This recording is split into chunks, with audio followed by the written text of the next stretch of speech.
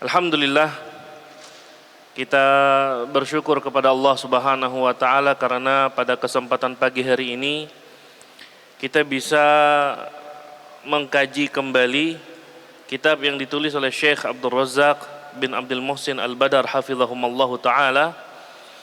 Kitab yang berjudul Asbabu Ziyadatil Imani wa Nuqsanihi, sebab-sebab bertambah dan berkurangnya iman.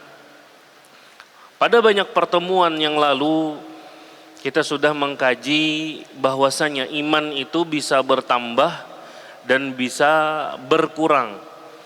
Kita mengkaji ayat-ayatnya, hadis-hadis Rasulullah sallallahu alaihi wasallam, perkataan para ulama dari kalangan sahabat, tabi'in, tabi'ut tabi'in.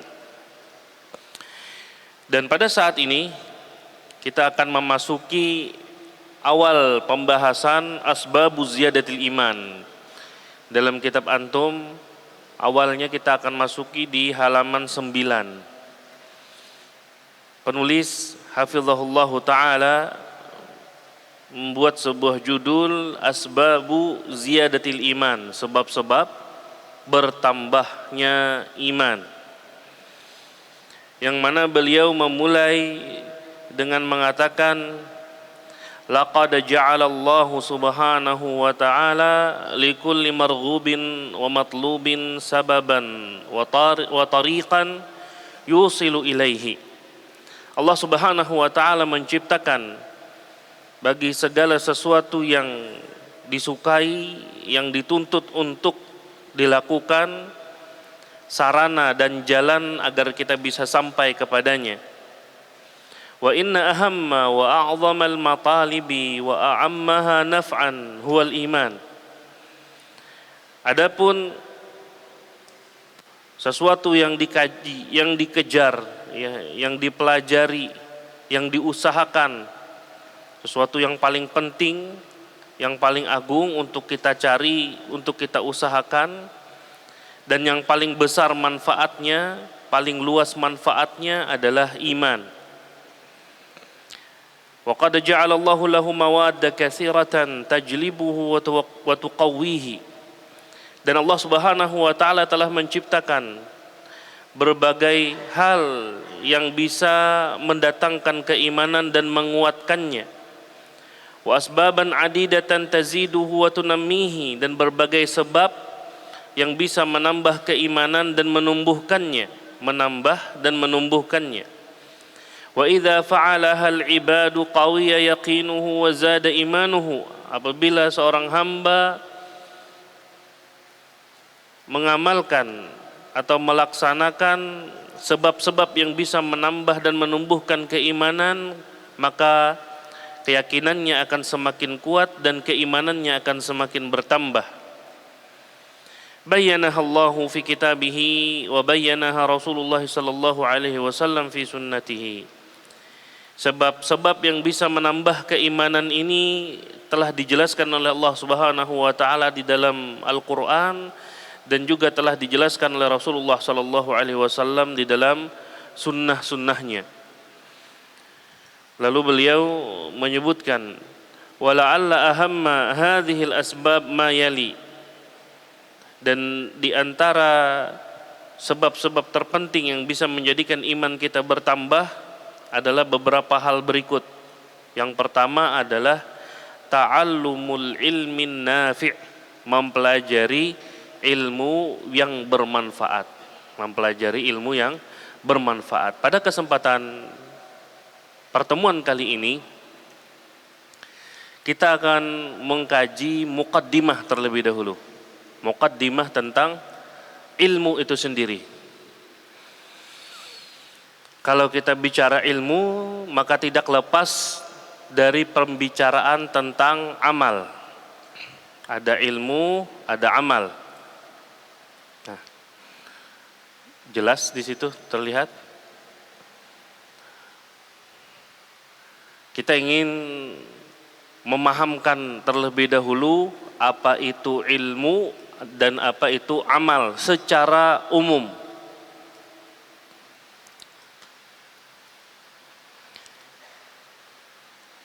Ilmu adalah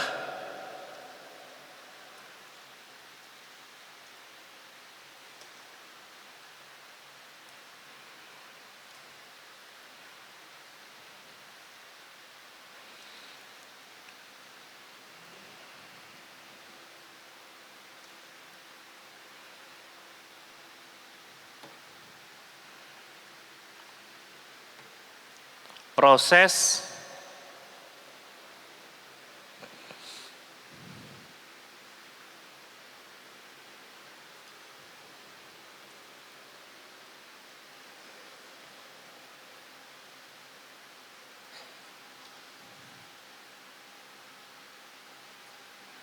memindahkan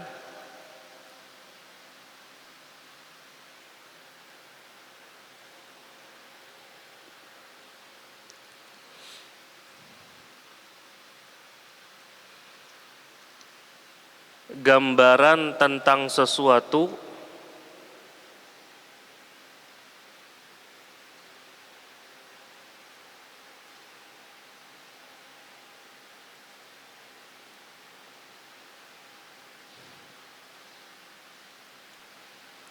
ke dalam diri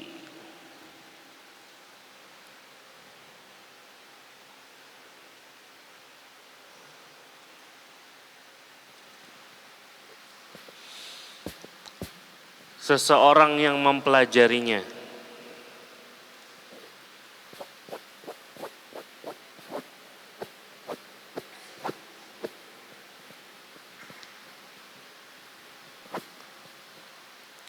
Nah, sekarang perhatikan. Kita punya gambaran tentang Masjid Umar bin Khattab yang ada di Intan Ilmu. Kita punya gambaran. Lantai 1 itu asrama, lantai 2 masjid, lantai 3 bagian dari masjid juga tapi untuk ummahat dan akhwat. Lalu gambaran ini antum masukkan ke dalam diri antum. Jadilah dia ilmu bagi antum. Contoh yang kedua.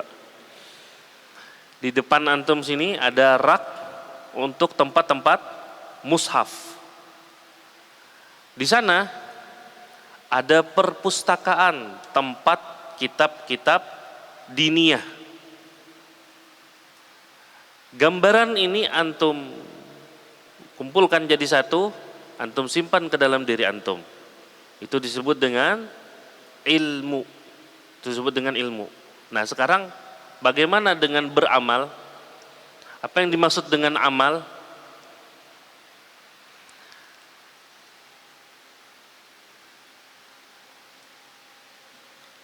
Proses amal adalah proses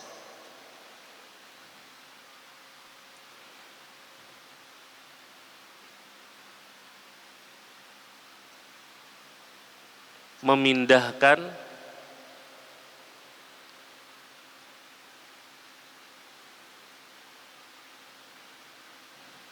dan mewujudkan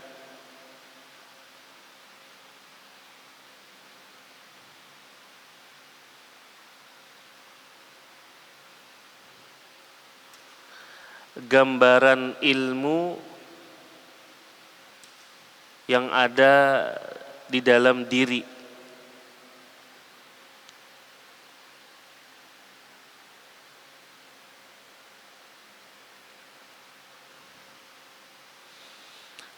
Sekarang perhatikan.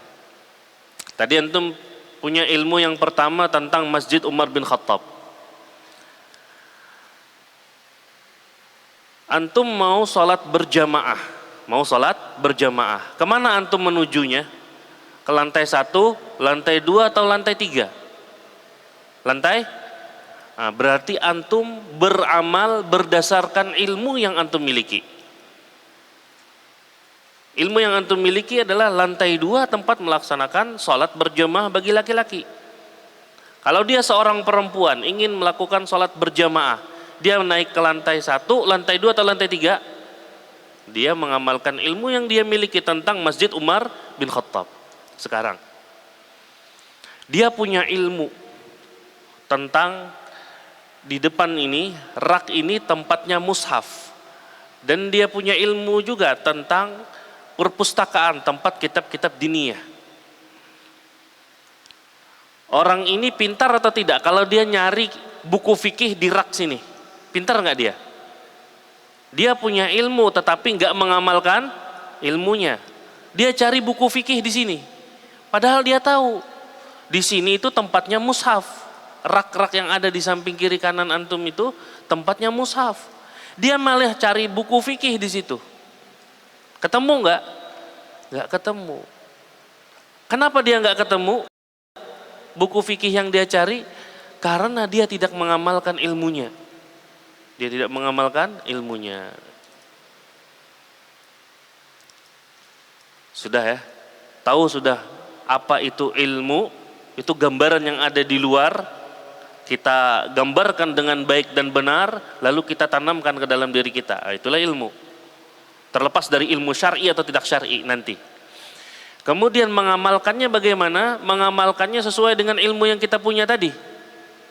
Ya. Contoh lain lagi. Kita belajar. Ada sesuatu yang halal untuk dipandang, ada sesuatu yang haram untuk dipandang. Ada sesuatu yang halal untuk dilihat, ada sesuatu yang haram untuk dilihat.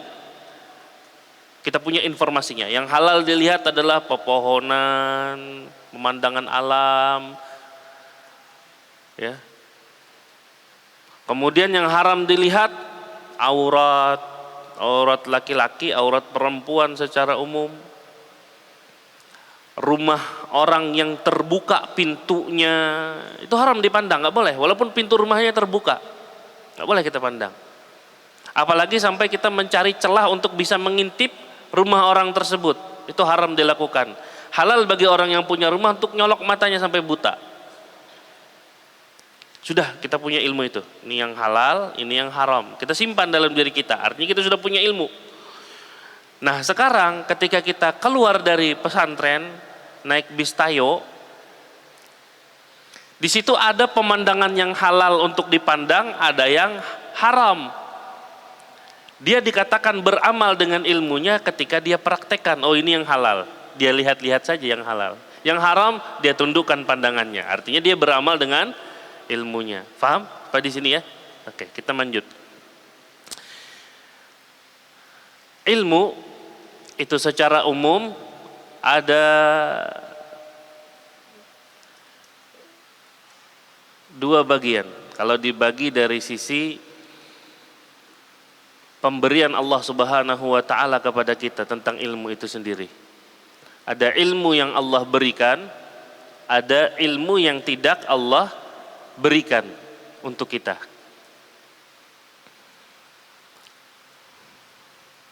Ada ilmu yang Allah berikan untuk kita dan ada yang tidak diberi oleh Allah Subhanahu wa taala untuk kita.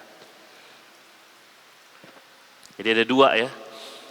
Kalau dilihat dari sisi diberi dan tidak diberi oleh Allah Subhanahu wa taala, maka ilmu itu ada dua.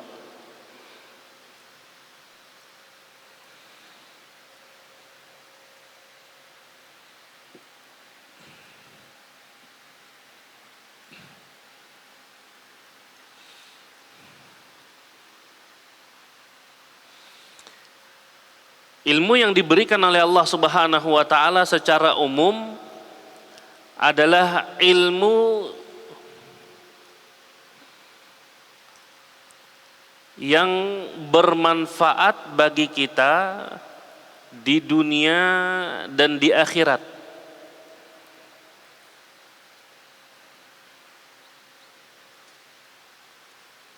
Berupa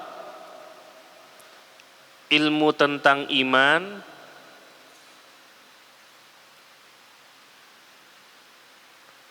amal soleh,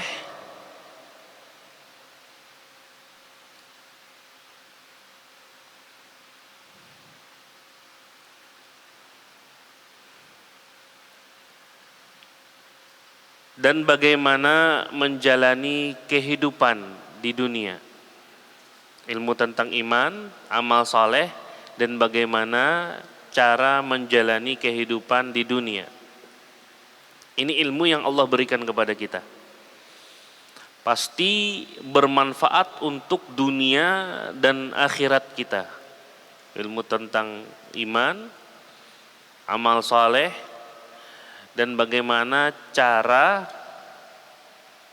menjalani kehidupan di dunia.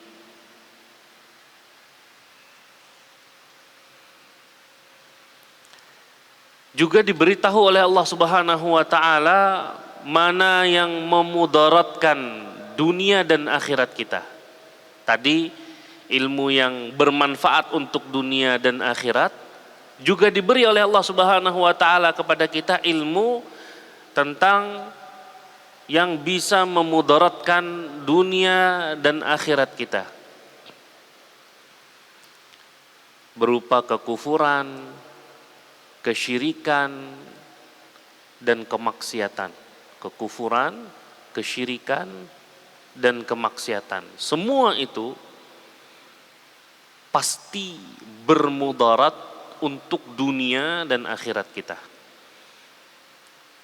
Jadi ilmu yang diberikan oleh Allah Subhanahu wa taala, ilmu yang bermanfaat untuk dunia dan akhirat, ilmu yang tentang sesuatu yang bermudarat untuk dunia dan akhirat. Ilmu tentang sesuatu yang bermanfaat untuk dunia dan akhirat kita, dan ilmu tentang sesuatu yang bermudarat untuk dunia dan akhirat kita, itu diberi oleh Allah Subhanahu wa taala. Sebagaimana Allah firmankan dalam Al-Qur'an surah An-Nahl ayat 89, "Wa nazzalna 'alaikal kitaba tibyanan likulli syai'in wa hudan wa rahmatan wa busyra lil muslimin." Di dalam ayat ini disebutkan 4 fungsi dari Al-Qur'an. Dan telah kami turunkan kepadamu wahai Muhammad Al-Qur'an. Yang pertama, tibyanan likulli syai'in, penjelasan untuk segala sesuatu. Penjelasan untuk segala sesuatu. Yang kedua, hudan, petunjuk. Al-Quran merupakan petunjuk. Kemudian yang ketiga adalah sebagai bentuk kasih sayang Allah Subhanahu wa taala. Sebagai bentuk kasih sayang Allah Subhanahu wa taala kepada hamba. Allah sayang kepada makhluknya, lalu Allah kasihlah makhluk tersebut Al-Quran. Dan yang keempat adalah kabar gembira. Kabar gembira bagi kaum muslimin.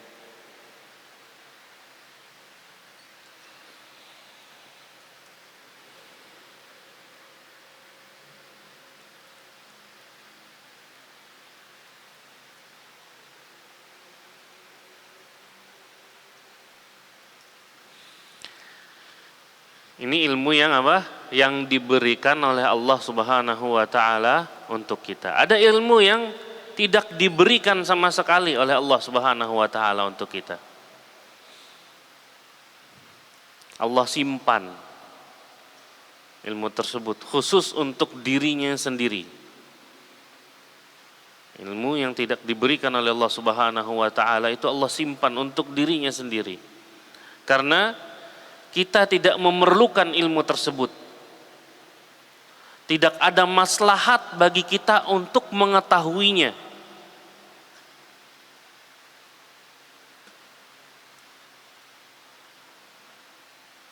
Kalaupun diberi, kita tidak akan sanggup untuk memilikinya. Kalaupun diberi oleh Allah Subhanahu wa taala, kita tidak akan sanggup untuk memilikinya. Apa saja contohnya?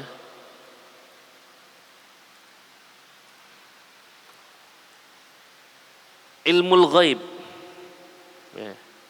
Ilmu terhadap perkara-perkara yang gaib.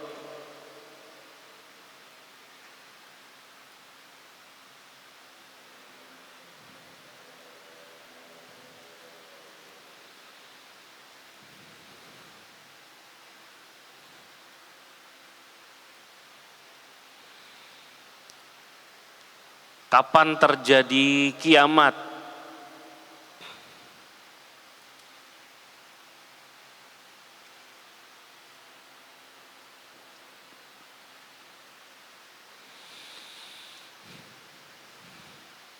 Jumlah bintang, jumlah makhluk.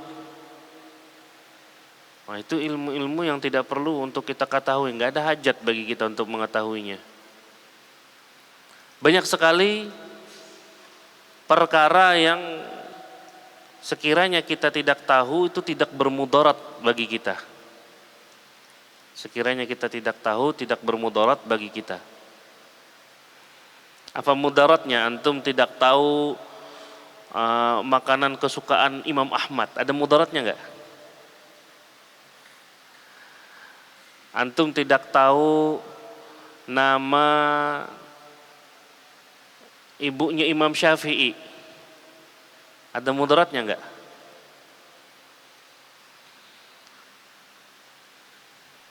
Banyak hal yang tidak kita ketahui dan itu tidak bermudarat bagi kita sama sekali. Antum tidak tahu apa yang akan terjadi besok di Pulau Jawa sana secara umum, Jawa Barat, Jawa Timur, Jawa Tengah, antum nggak tahu. Bermudarat nggak buat antum? Enggak. Banyak ilmu yang Allah tutup sehingga kita tidak tahu, dan itu tentunya tidak ada maslahat besar bagi kita untuk mengetahuinya.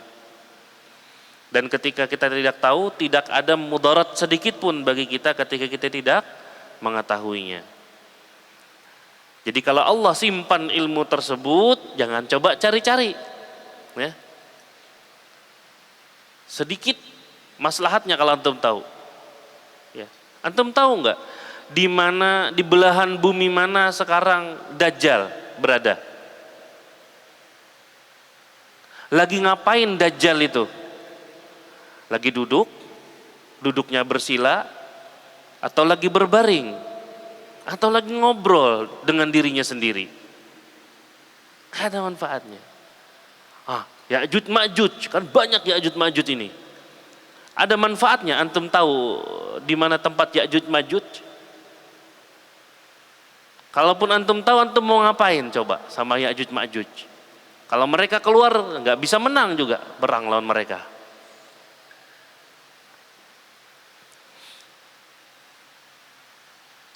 Apa yang diberitahukan oleh Al-Quran itu cukup untuk kita ketahui bahwa ada Ya'juj Ma'juj itu. Apa yang diberitahukan oleh hadis-hadis Nabi SAW tentang Dajjal, tentang Ya'juj Ma'juj, cukup untuk kita ketahui. Itulah yang paling bermanfaat untuk kita ketahui. Sisanya di luar itu hampir tidak ada manfaatnya. Tapi tetap saja ada yang menambah-nambah perkara, ya. Ada yang menambah-nambah perkara. Telinga Ya'juj Ma'juj itu sebelahnya untuk selimut, sebelahnya untuk apa? Untuk tikarnya, ya, untuk alasnya. Berarti lebar sekali telinganya, kan? Hadis dhaif.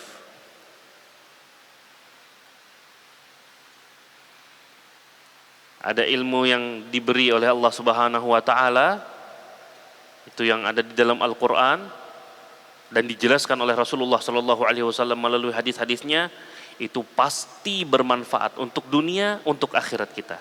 Di luar itu kita lihat bagian berikutnya. Al-ulum bi'tibari manfaatiha naw'ani. Ilmu kalau dilihat dari sisi manfaatnya ada dua. Ilmu kalau dilihat dari sisi manfaatnya ada dua.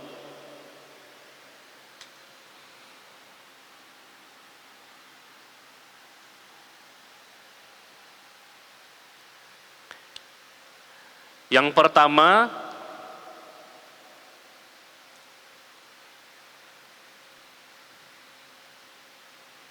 ilmu yang menjadikan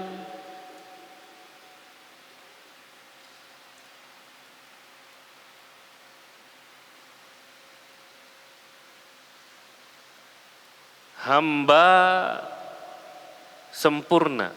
Ilmu yang menjadikan hamba sempurna. Perhatikan, ilmu yang menjadikan hamba sempurna maksudnya kita menjadi hamba yang sempurna di sisi Allah Subhanahu wa taala, sempurna penghambaan diri kita kepada Allah Subhanahu wa taala.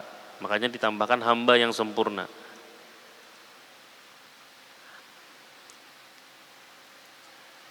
Yang kedua, ilmu yang tidak memberikan kesempurnaan bagi hamba, bahkan memudaratkannya,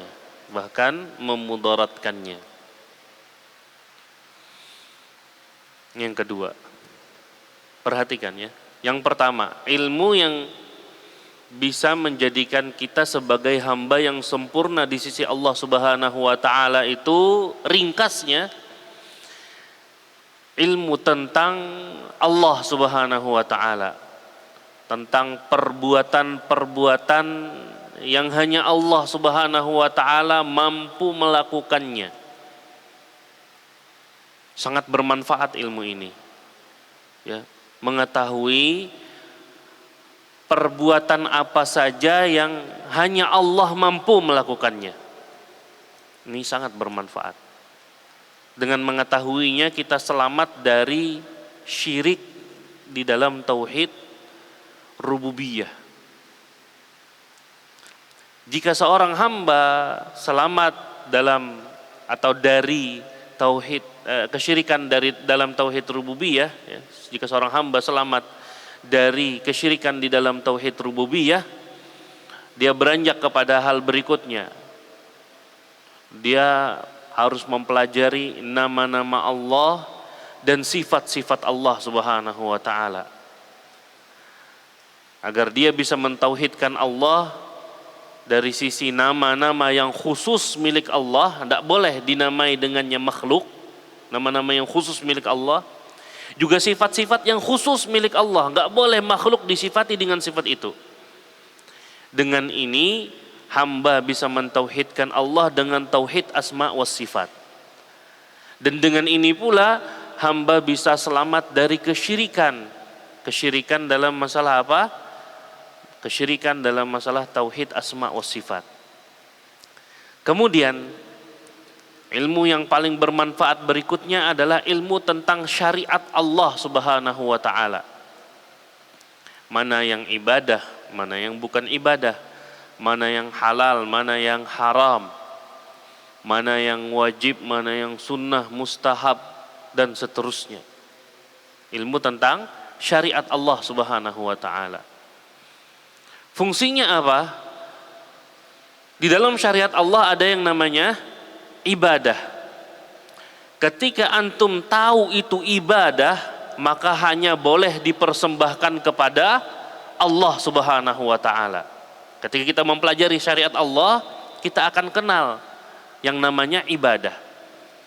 Ketika kita tahu sesuatu tersebut adalah ibadah, maka tidak boleh kita persembahkan kepada selain Allah Subhanahu wa taala.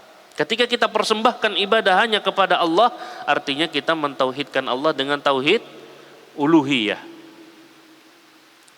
Ketika kita mempersembahkan ibadah satu saja dari sekian ribu jenis ibadah kepada selain Allah, maka kita terjerumus ke dalam syirik di dalam tauhid uluhiyah. Mengenal Allah, perbuatan-perbuatannya, mengenal Allah, nama-nama dan sifat-sifatnya, dan mengenal syariat Allah Subhanahu wa taala. Di situ kita mengenal ibadah. Atau kalau kita sudah tahu itu adalah ibadah, maka itu hanya boleh dipersembahkan kepada Allah Subhanahu wa taala. Kalau kita tahu itu adalah ibadah, maka tidak boleh sedikit pun ada riya ketika melakukannya. Syirik ketika melakukan ibadah diiringi dengan riya. Setelah selesai melakukan ibadah, dia merasa bangga diri, ujub. Ujub juga bagian dari syirik. Berarti ketika dia mengenal syariat Allah, dia bisa menyelamatkan dirinya ketika melakukan ibadah, menyelamatkan dirinya setelah melaksanakan ibadah. Itu ilmu yang menjadikan kita hamba yang sempurna di sisi Allah Subhanahu wa taala. Dan hamba yang paling sempurna di sisi Allah Subhanahu wa taala adalah Rasulullah sallallahu alaihi wasallam. Hamba yang paling sempurna di sisi Allah Subhanahu wa taala adalah Rasulullah sallallahu alaihi wasallam. Tugas kita adalah meniru Rasulullah sallallahu alaihi wasallam agar bisa menjadi hamba yang sempurna di sisi Allah Subhanahu wa taala. Adapun ilmu yang tidak memberikan kesempurnaan sama sekali, yang sekiranya kita tidak mengetahuinya tidak bermudarat, contohnya adalah apa? Isu yang sedang tersebar saat ini, baik itu di lingkungan pesantren atau di luar pesantren, kejadian-kejadian yang tidak penting untuk kita ketahui, itu tidak bermanfaat sama sekali. Di Jalan Handil Bakti, berapa puluh kecelakaan yang sudah terjadi dalam beberapa bulan ini. Untuk antum yang tinggal di pesantren, sedikit faedahnya mengetahui kecelakaan-kecelakaan itu, bagaimana terjadinya, kejadiannya bagaimana, apakah itu antara sepeda motor dengan mobil, apakah itu karena kelalaian pengendara mobil atau kelalaian pengendara motor, ataukah karena ada kucing yang menyeberang dan lain sebagainya. Itu tidak penting buat santri, itu penting buat siapa? Pak polisi, ya kan? Dan penting buat pengendara-pengendara lainnya agar berhati-hati. Kalau santri ya tinggal di dalam, nggak terlalu penting buat dia hal tersebut. Dan ada ilmu yang bermudarat. Contohnya adalah ilmu sihir, ilmu perdukunan. Itu ilmu yang bermudarat. Ya. Ketika ingin mempelajarinya saja itu jadi dosa, ingin mempelajarinya saja jadi dosa, apalagi ketika dia mempelajarinya ditambah mempraktekannya, kufur dia.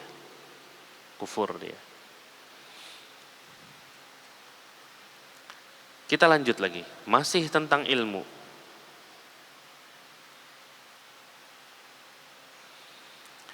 Kemudian ada ilmu dari sisi cara memperolehnya. Ilmu dari sisi cara memperolehnya.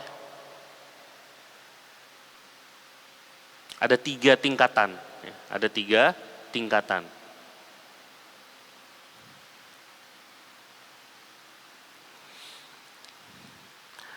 Ada yang namanya ilmun jali. Ilmunya si jali. Ilmun jali. Ilmu yang jelas, ya.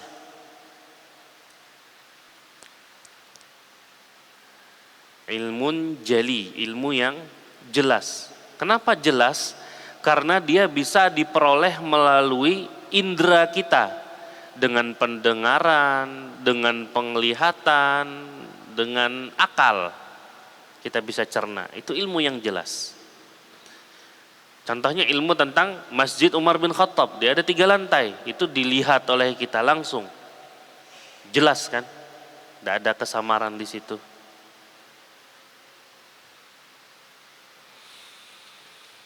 Kemudian ada ilmun khafi, ilmu yang samar, tidak semua orang bisa memperolehnya karena saking samarnya. Ilmu ini tumbuh di hati yang bersih. Ilmu ini tumbuh di hati yang bersih. Ilmu ini tumbuh di hati yang bersih. Bersih dari apa? dari kotoran dunia. Apa kotoran dunia? Ya cinta dunia. Secara umum cinta dunia itu bentuknya dengan cinta dipuji, suka disanjung, suka dihormati, suka kelezatan dunia dibanding kelezatan ibadah, ya. Itu kotoran dunia. Hati yang bersih dari kotoran dunia akan tumbuh di dalam hati tersebut ilmun khafi. Kemudian juga tumbuh di fisik yang bersih dari kemaksiatan. Ilmun khafi, ilmu yang tersembunyi ini, dia bisa tumbuh pada fisik yang bersih dari kemaksiatan.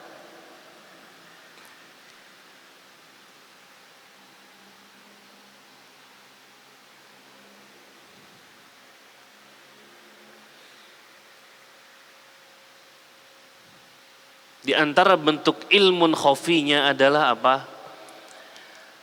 Hatinya merasa khusyuk dalam ibadah.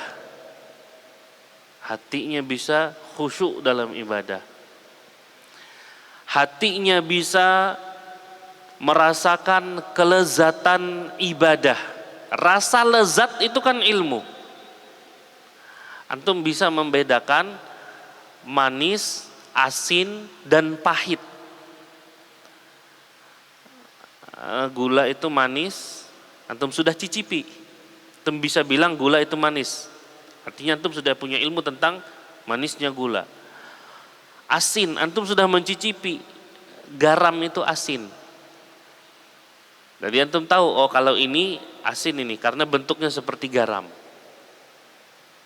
Hati yang bersih dari kotoran-kotoran dunia, dia bisa merasakan kelezatan ibadah.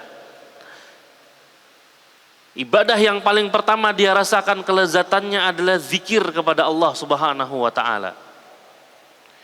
Sehingga semakin bersih hati seorang hamba, semakin tahan lama dia berzikir kepada Allah Subhanahu wa taala.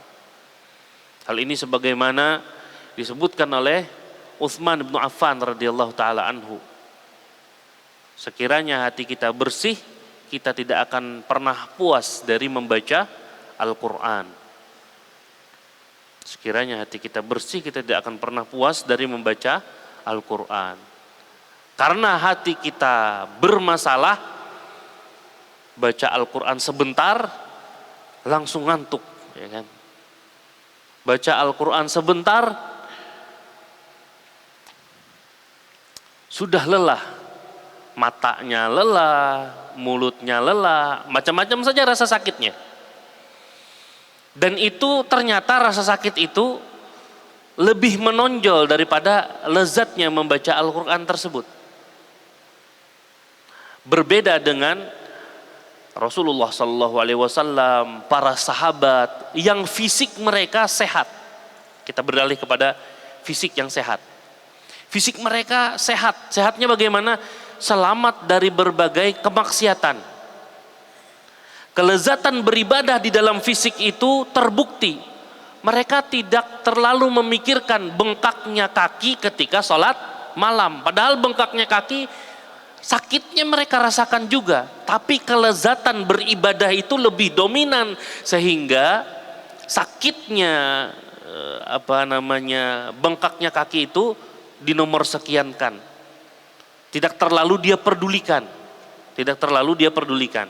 Ketika fokusnya untuk meraih kelezatan ibadah, sakit yang dirasakan oleh kakinya, lelah yang dirasakan oleh kakinya itu terkesampingkan.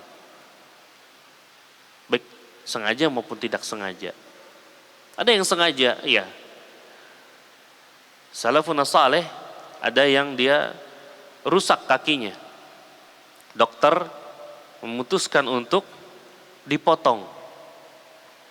Lalu dia diberikan pilihan, dipotong dengan bantuan bius atau tidak.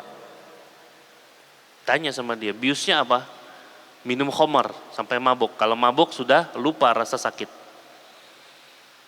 Terus kalau tidak, ya sudah, ditahan saja rasa sakitnya. Jelas dia memilih tidak minum khamar. Tapi apa yang dia lakukan? Dia minta agar potong kakinya di saat dia sholat. Agar dia sholat. Sehingga dengan sholat yang dia bisa nikmati kelezatannya, rasa sakitnya bisa terkesampingkan. Dia sholat di depan Ka'bah, berdiri, di saat itulah mulai dipotong kakinya. Di perjalanan proses pemotongan dia pingsan. Selesai ceritanya. Ini orang-orang yang bersih fisiknya dari maksiat kepada Allah Subhanahu wa taala. Bersih fisiknya dari maksiat kepada Allah Subhanahu wa taala. Kelezatan ibadah itu lebih dominan dirasakan oleh fisik dibanding rasa sakit yang ada di fisik itu sendiri. Paham ya? Nah, itu ilmun khafi. Kelezatan ibadah itu ilmun khafi. Kelezatan ibadah yang dirasakan hati ilmun khafi. Kelezatan ibadah yang dirasakan oleh lisan ketika dia berzikir, ketika dia baca Al-Quran, itu ilmun khafi. Bisa nggak antum kasih ke orang lezatnya baca Quran itu? Dari hati antum, kelezatannya antum kasih tahu ke orang, nih kelezatannya begini. Itu hal ilmu yang harus dirasakan. Ilmu yang harus dirasakan. Orang tersebut tidak pernah mencicipi manisnya gula. Antum mau gambarkan bagaimanapun manisnya gula, dia nggak bisa merasakan manisnya gula karena dia tidak mencicipi gula itu. Begitulah kelezatan ibadah yang ada di hati, di lisan, di anggota badan. Mati-matian antum menjelaskannya, nggak bisa, nggak paham dia karena dia tidak mempraktekkan ibadah yang ada di hati, tidak mempraktekkan ibadah yang ada di lisan dan ibadah yang ada di anggota badan, sehingga dia tidak bisa menggambarkan lezatnya bagaimana. Dan kelezatan-kelezatan itulah yang disebutkan oleh para ulama sebagai jannatud dunya. Malam yadkhulha lam yadkhul jannatal akhirah. Kelezatan ibadah yang ada di hati, kelezatan ibadah yang ada di lisan, kelezatan ibadah yang ada di fisik, itulah surga dunia. Siapa yang belum bisa masuk surga dunia, maka dia tidak akan bisa masuk surga akhirat. Berarti PR kita adalah beribadah dengan hati, dengan lisan, dengan anggota badan sampai kita bisa rasakan lezatnya. Kalau belum bisa rasakan lezatnya, berarti kita belum memasuki surga dunia. Dan kita harus khawatir dan harus takut. Jangan-jangan kita tidak bisa memasuki surga akhirat. Ini ilmu apa? Ilmun khafi. Ada level berikutnya. Ilmu laduni.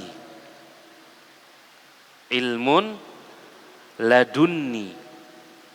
Namanya ilmu laduni.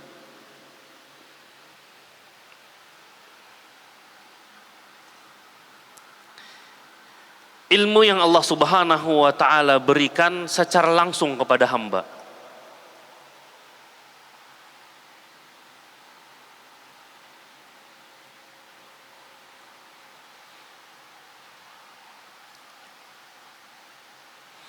Untuk mendapatkan ilmu laduni ini harus punya minimal 3 modal.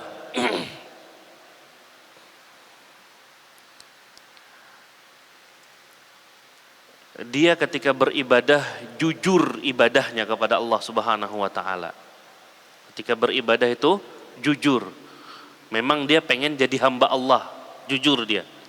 Saya pengen jadi hamba Allah. Dia sholat jujur karena pengen jadi hamba Allah, bukan karena apa? Karena aturan dunia. Aturan dunia itu, kalau KTP-mu Islam, kamu harus sholat. Itu aturan dunia. Nah, kalau dia ingin jadi hamba, dia benar-benar sholat, pengen jadi hamba Allah, menghambakan dirinya kepada Allah di saat dia sholat. Begitulah ibadah-ibadah yang lainnya. Jujur dia melaksanakan ibadah itu pengen jadi hamba Allah yang sebenarnya. Ini modal pertama. Modal kedua, ikhlas.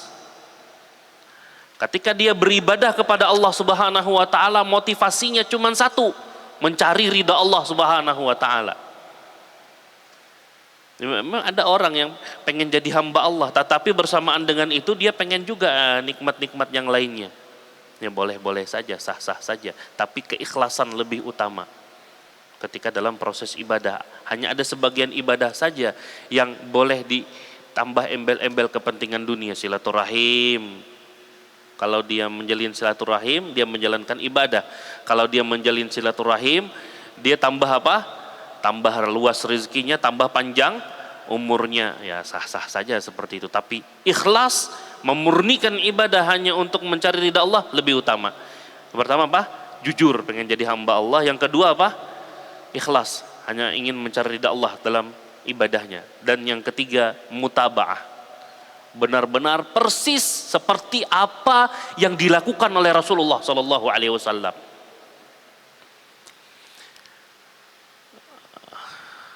Ketika para ulama berbicara fikih nih, mana yang lebih utama ketika kita sholat? Di rakaat kedua, duduk di rakaat kedua di tasyahud terakhir sholat subuh misalkan, mau iftirash atau tawarruk. Ya kalau kita ranah fikih saja berbicaranya, ya hanya mengkaji dalil, akhirnya bisa menemukan oh ini yang paling rajih. Tapi kalau orang yang dia sudah berada level lebih dari itu, bukan sebatas untuk mengkaji dalil, dia akan berusaha memikirkan bagaimana praktik ibadahnya benar-benar sesuai dengan apa yang dilakukan oleh Rasulullah Sallallahu Alaihi Wasallam. Karena semakin sesuai ibadahnya, semakin mirip ibadahnya dengan ibadah yang dilakukan oleh Rasulullah Sallallahu Alaihi Wasallam, semakin sempurna kelezatan yang bisa dia rasakan. Antum sholat menggak-menggok, asal-asalan gitu. Enggak gitu kan sholat Rasulullah Sallallahu Alaihi Wasallam. Gimana pengen bisa merasakan kelezatan sholat kalau kayak gitu sholatnya? Mengantuk sholatnya, nggak ada semangat sholatnya. Khawatir kita kalau nggak ada semangat sholat itu seperti sholatnya siapa? Siapa? Orang munafik. Orang munafik itu idza qamu ila sholati qamu kusala. Khawatir kita kalau sampai level sholat kita yang hari-hari kita lakukan itu masuk ke dalam tingkatan itu. Tapi cobalah ubah. Saya sholat pengen jadi hamba Allah, tujuan yang cari ridha Allah, pengen persis seperti Rasulullah Sallallahu Alaihi Wasallam agar bisa dapat lezatnya sholat. Agar bisa dapat lezatnya sholat, agar bisa senang sama sholat, sampai pada tingkatan yang dikatakan oleh Rasulullah Sallallahu Alaihi Wasallam, wa ju'ilat qurratu aini fis shalah. Dijadikan kesejukan hatiku itu ada pada sholat. Kesejukan hati artinya kalau antum berada di tempat yang sejuk, pemandangannya indah, tentu antum akan merasa nyaman. Dijadikan rasa nyaman yang paling nyaman dalam kehidupanku, kata Rasulullah, ketika berada di dalam sholat. Oleh karenanya ketika Rasulullah Shallallahu Alaihi Wasallam ingin menyelesaikan masalah, ada masalah besar, beliau segera sholat. Karena dalam kondisi yang nyaman kita bisa berpikir jernih. Dalam kondisi yang nyaman, apalagi kita dekat dengan Allah, kita bisa meminta kepada Allah.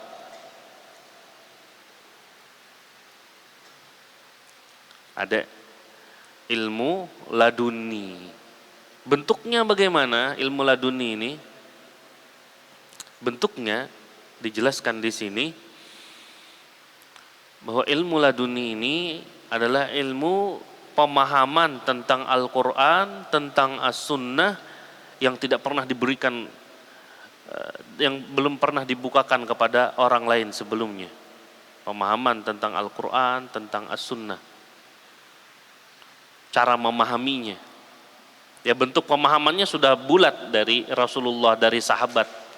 Hasil akhirnya, produknya sudah jelas. Tapi cara memahaminya itu masih terbuka lebar. Cara memahami ayat ini, dari sisi mana hadis ini, bagaimana memahaminya, sehingga dia semakin menguatkan apa yang sudah dipahami saat ini.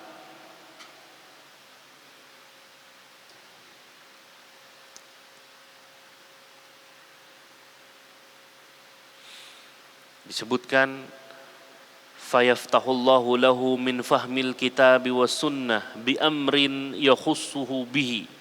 Dengan ilmu laduni ini Allah Subhanahu wa taala bukakan baginya pemahaman Alkitab yaitu Al-Qur'an dan As-Sunnah yang khusus dia mampu memahaminya. Khusus dia yang mampu memahaminya. Dan ilmu yang semacam ini akan terus bertambah. Tapi kalau dasar pemahamannya sudah ada, sudah bulat. Salat 5 waktu itu fardu ain, itu hasil produksi pemahaman. Produk dari pemahaman itu. Tapi bagaimana bisa jadi salat 5 waktu itu fardu ain? Ada dengan menurut ulama ini begini, menurut ulama itu begitu. Nah, ini yang dibukakan. Yang tidak dibukakan kepada orang-orang sebelumnya.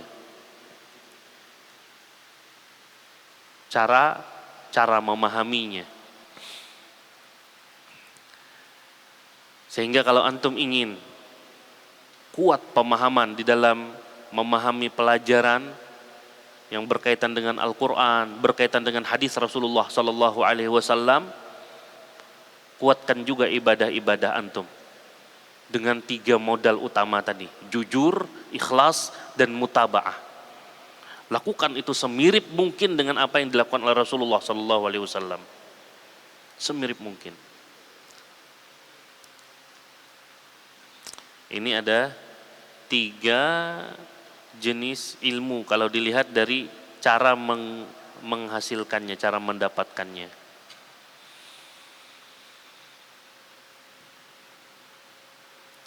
Kemudian ada ilmu yang dilihat dari sumbernya. Ilmu itu kalau dilihat dari sumbernya ada 2. Ada ilmu syar'i dan ada ilmu syar'i artinya bersumber dari syariat ya. Ada ilmu yang tidak bersumber dari syariat. Kalau bahasa Arabnya ya laisat bisyar'iyyah. Ada ilmu syar'i, ilmu yang bersumber dari syariat. Ada ilmu yang tidak bersumber dari syariat. Ilmu syar'i itu ada 2 macam. Ada ilmu syar'i yang berhubungan dengan hati, ada ilmu syar'i yang berhubungan dengan fisik. Ilmu syar'i itu ada dua macam. Ya kalau dilihat dari sumbernya, ada ilmu yang berasal dari syariat, ada ilmu yang berasal dari luar syariat. Ilmu syar'i itu ada 2. Ilmu yang bersumber dari syariat itu ada 2. Yang pertama berhubungan dengan hati, yang kedua berhubungan dengan fisik. Berhubungan dengan hati, tauhid, iman, nah itu berhubungan dengan hati. Atau ibadah-ibadah hati, ilmu syar'i tentang ibadah-ibadah hati. Atau ilmu syar'i tentang penyakit-penyakit hati, hasad, sombong, iri, dengki dan semisalnya. Itu ilmu syar'i yang berhubungan dengan hati. Ada ilmu syar'i yang berhubungan dengan fisik. Itu ilmu tentang permasalahan-permasalahan dan hukum-hukum ibadah, permasalahan-permasalahan dan hukum-hukum muamalah. Itu ilmu syar'i yang berhubungan dengan apa? Fisik. Adapun ilmu yang di luar ilmu syar'i itu terbagi kepada 3 macam. Ilmu syar'i terbagi kepada 2 tadi ya. Ilmu syar'i berhubungan dengan hati, ilmu syar'i yang berhubungan dengan fisik. Adapun ilmu yang di luar ilmu syar'i yang kita sebutkan tadi, ada ilmun mahmud, ada ilmun mubah, dan ada ilmun mazmum.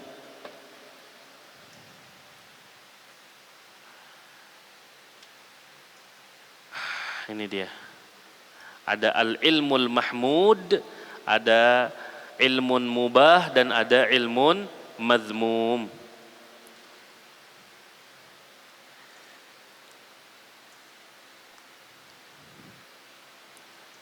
Contohnya ilmun mahmud, ilmu yang tidak bersumber dari syariat tapi dia terpuji adalah ilmu kedokteran dan ilmu hitung, ilmu hisab. Hukumnya, hukum mempelajarinya fardu kifayah. Hukum mempelajarinya fardu kifayah. Ilmu hitung, ilmu kedokteran yang rinciannya itu tidak ada di dalam Al-Quran, tidak ada di dalam hadis Nabi SAW, tetapi secara mujmal, secara global ada isyarat ke situ. Kemudian contoh yang ilmu yang bukan bersumber dari syariat tapi dia fardu kifayah, bikin senjata.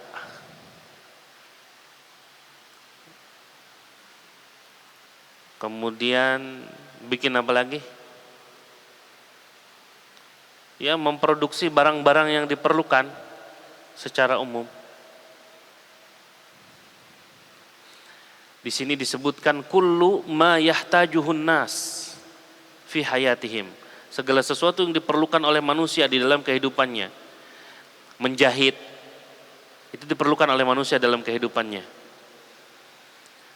Alat-alat untuk kehidupan sehari-hari itu diperlukan oleh manusia dalam kehidupannya. Ilmu-ilmu yang semacam ini fardu kifayah. Kalau sudah ada yang melakukannya, sudah selesai urusannya, tidak perlu kita capek-capek memikirkannya. Ada yang mubah, mempelajari syair, mempelajari sejarah, berita dan kejadian-kejadian secara umum. Itu hukumnya mubah saja. Dan yang namanya mubah ini tergantung tujuan akhirnya. Kalau tujuan akhirnya untuk yang diharamkan, maka hukumnya jadi haram. Kalau tujuan akhirnya untuk yang disyariatkan, maka dia bisa menjadi wajib, bisa menjadi mustahab. Dan ilmu yang tidak bersumber dari syariat yang ketiga, dan ini yang terakhir, adalah ilmu yang tercela. Adalah semua ilmu yang merusak, adalah semua ilmu yang merusak negeri, merusak hamba, merusak akhlak.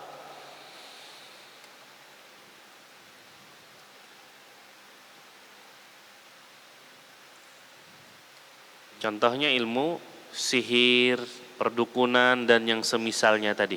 Ilmu sihir, perdukunan dan yang semisalnya. Naam, intahayna. Akhadna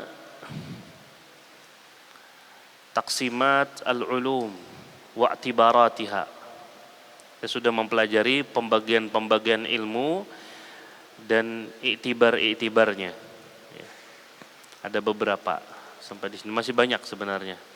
Ilmu syar'i itu dibagi kepada 3. Ilmu syar'i dari zatnya itu sendiri ada 2. Cabang ilmu syar'i ada 2. Kemudian ulama itu terbagi kepada 3. Kemudian ulama dari sisi manfaatnya terbagi kepada 3. Manusia dilihat dari sisi ilmu dan amalnya ada 4. Dan lain-lainnya. InsyaAllah pada pertemuan yang berikutnya kita akan lanjutkan lagi kajian tentang ilmu dan i'tibaratnya. Mudah-mudahan yang sedikit ini bisa bermanfaat dan bisa jadi pondasi dasar buat kita semua dalam memilah dan memilih ilmu. Wallahu ta'ala a'la wa a'lam.